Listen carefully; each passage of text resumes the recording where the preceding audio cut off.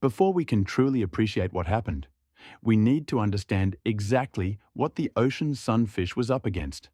The great white shark, Carcharodon carcharias, the apex predator of the world's oceans, and an animal whose credentials, after 400 million years of continuous refinement, are essentially beyond dispute. It reaches 20 feet in length. It weighs up to 5,000 pounds. Its teeth, arranged in multiple rows, continuously replaced throughout its lifetime, number up to 300 at any given moment. Each one serrated, each one razor sharp, each one designed with one specific purpose in mind. Its bite force, measured at 4,000 pounds per square inch, is sufficient to bite a small boat in half, to sever a seal's body cleanly, to penetrate the skull of a sperm whale. It detects blood in the water at concentrations of 1 part per million, 1 drop of blood in an Olympic swimming pool, detected from a quarter-mile away. Its lateral line system, a network of sensory organs running the length of its body, detects the electromagnetic fields generated by the heartbeats of living animals. It can feel your heart beating from a distance, without seeing you, without smelling you, just feeling the electrical signature of your existence, in the water, around it. For 400 million years, this animal and its ancestors have been perfecting these capabilities.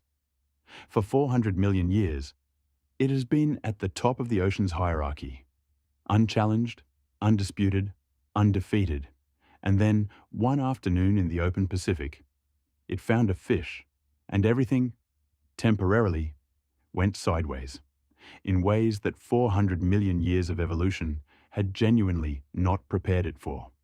The ocean sunfish, Mola. And immediately, before we go any further, we need to address the obvious.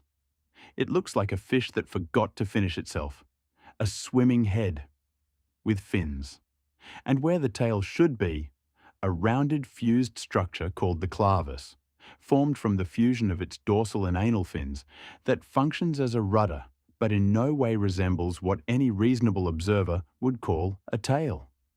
It looks like evolution started building a fish, got distracted, came back much later, decided it was close enough, and moved on. This appearance is extraordinarily misleading, because the ocean sunfish is not an unfinished fish. It is a masterpiece, one of the most successful survival strategies in the entire 500 million year history of vertebrate life on Earth, hiding magnificently behind an appearance that suggests the exact opposite. Let's start with the basics. The ocean sunfish is the heaviest bony fish on Earth, weighing up to 5,000 pounds, reaching 14 feet from fin tip to fin tip, 10 feet from top to bottom. Standing next to one, if you could stand next to one, it would be the same as standing next to a large SUV. That was also somehow a fish. It produces more eggs than any other vertebrate animal on the planet, up to 300 million eggs in a single spawning event. 300 million. For context, a human female produces approximately 400 eggs in her entire lifetime. The sunfish produces 300 million in one go. It eats primarily jellyfish, one of the least nutritionally dense food sources in the ocean, meaning it must consume in extraordinary volumes to sustain its 5,000-pound mass. It makes regular deep dives, descending to 2,600 feet into cold, dark water to hunt, then returns to the surface to bask, floating on its side, using solar radiation to re-warm its body temperature before diving again. Which is what makes it vulnerable, theoretically, to surface predators like great white sharks. Except, as one great white discovered on an otherwise unremarkable Pacific afternoon, the word vulnerable requires significant qualification.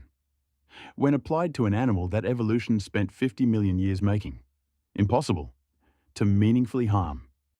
To understand why the great white shark's bite bounced, we need to understand the single most extraordinary biological material in the ocean, the ocean sunfish's skin. It is not scales. Conventional fish scales are thin, lightweight, overlapping structures of bone and protein that provide modest protection while minimizing drag. The ocean's sunfish abandoned scales entirely. What it has instead is a continuous layer of elastic cartilaginous tissue, embedded with a collagen matrix so densely interwoven that researchers who have attempted to cut into sunfish specimens for study report consistently the same experience. Ruined instruments, multiple blades, broken saws.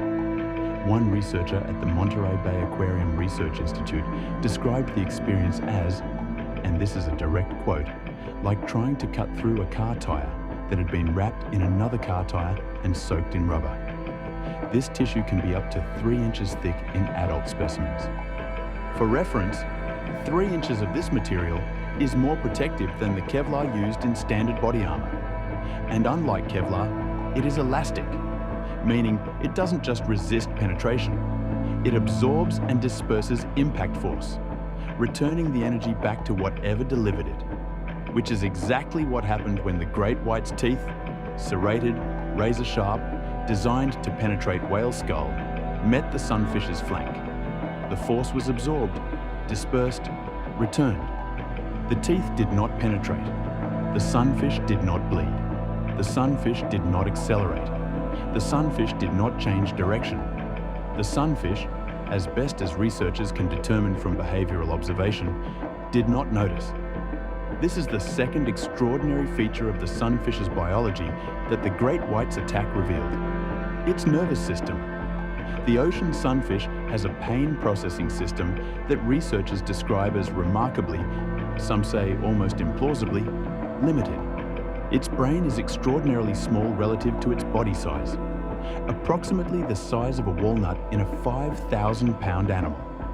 Its capacity to register, process, and respond to painful stimuli is so reduced that documented observations of sunfish with significant injuries, parasites penetrating the skin, partial fin damage, bite marks from attempted predation, show little to no behavioral modification. The animal continues, at the same speed, in the same direction, doing the same thing it was doing before, as if the injury, and the pain that should accompany it, is simply not information that its nervous system considers operationally relevant to a great white shark, whose hunting strategy depends entirely on delivering a bite that causes sufficient pain and damage to incapacitate prey. This is not just unexpected. It is a fundamental breakdown of everything the attack was designed to achieve. You cannot stop something with pain. That does not process pain. Let us walk through what actually happened, in sequence, with the detail it deserves. The great white approached the basking sunfish from below and behind, the classic attack vector, minimizing its own visibility while maximizing the element of surprise. At 15 feet of distance, well within commitment range, it accelerated. The bite connected on the sunfish's left flank. Full force, 4,000 psi. The sunfish's response: nothing. No acceleration, no direction change, no fin movement indicating distress, no blood in the water. The sunfish continued drifting, in the same direction, at the same speed. The great white circled. This circling behavior, documented extensively in great white predation studies, represents the shark reassessing the situation after an unexpected outcome. It is the behavioral equivalent of, "That was not the response I anticipated. Let me reconsider." It bit again. Different angle, same force, same result. The sunfish continued drifting. The great white circled again. Longer this time. Researchers watching from the surface described the shark's behavior during this second circling period as atypical. Great whites, after 2 failed strike attempts, typically either escalate with a third committed attack or disengage entirely. This one appeared, and the researchers acknowledged the anthropomorphism in their own notes, to be thinking about it. The third attempt targeted the sunfish's fin structure, the clavis, the fused rear fin that represents the closest thing the sunfish has to a conventional tail. In theory, fin damage would impair the sunfish's already limited mobility. In practice, the result was identical to the first 2 attempts. The skin held, the sunfish drifted. And then, the moment that made the researchers on the surface burst out laughing, the sunfish slowly rotated its body, not away from the shark, toward it, presenting its full 14-foot breadth, 10 feet of height, 5,000 pounds of essentially indestructible fish, directly facing the great white. Researchers debate whether this rotation was a deliberate territorial display, the sunfish actively communicating its full scale to the shark, or simply the sunfish adjusting its basking position. The behavioral outcome was identical either way. The great white stopped, held its position, facing 14 feet of width, 10 feet of height, 5,000 pounds, of something that had received 3 of its best attacks and had not noticed.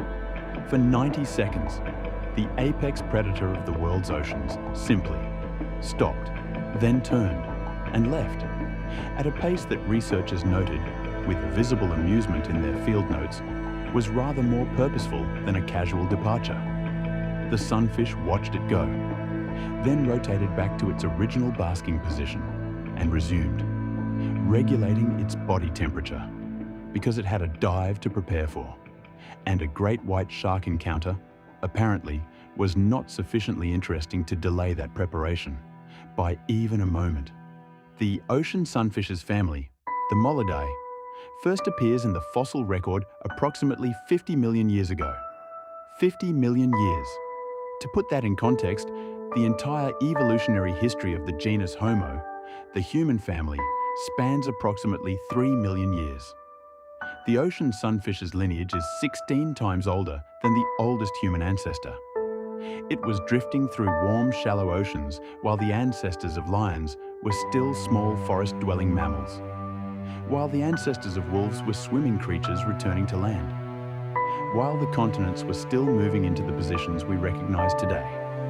And in those 50 million years, the sunfish's evolutionary strategy has remained essentially unchanged. Get big, get indestructible, eat jellyfish, produce 300 million eggs, drift. This is not a simple strategy. This is a strategy so precisely calibrated to the specific conditions of open ocean survival that 50 million years of environmental change, ice ages, mass extinctions, ocean temperature shifts, predator evolution, has not required it to meaningfully adapt, because it got the answer right, the first time. And nothing that has appeared in the ocean since, including the great white shark, has successfully argued with that answer. In terms of pure survival metrics, longevity of lineage, geographic range, population stability, the ocean sunfish is one of the most successful vertebrate strategies in the history of life on Earth. It is also, and this point cannot be overstated, one of the most heavily parasitized animals alive. A single ocean sunfish can carry over 40 different species of parasites simultaneously. External parasites on its skin, internal parasites in its organs, parasites in its eyes, parasites in its digestive system, parasites that have parasites. This is why the sunfish basks at the surface, not just for temperature regulation, but to attract seabirds who pick external parasites from its skin. It is essentially a floating parasite hotel. That also happens to be indestructible and produces 300 million eggs and does not notice great white sharks biting it. Evolution, when it gets creative, gets very creative indeed. They are also among the most frequent victims of bycatch, accidentally caught in fishing nets targeting other species, their enormous size making escape impossible once entangled. An animal that has shrugged off the great white shark for 50 million years is being undone by a plastic bag and a fishing net. The contrast between what the sunfish can withstand and what is actually threatening it is one of the sharpest illustrations of human environmental impact that the natural world currently offers. Its greatest predator, in the entire 50 million year history of its existence, is not the great white. It is a species that has existed for 0.006% of the sunfish's time on Earth, and has managed, in that extraordinarily brief window, to threaten something that nothing else in 50 million years could.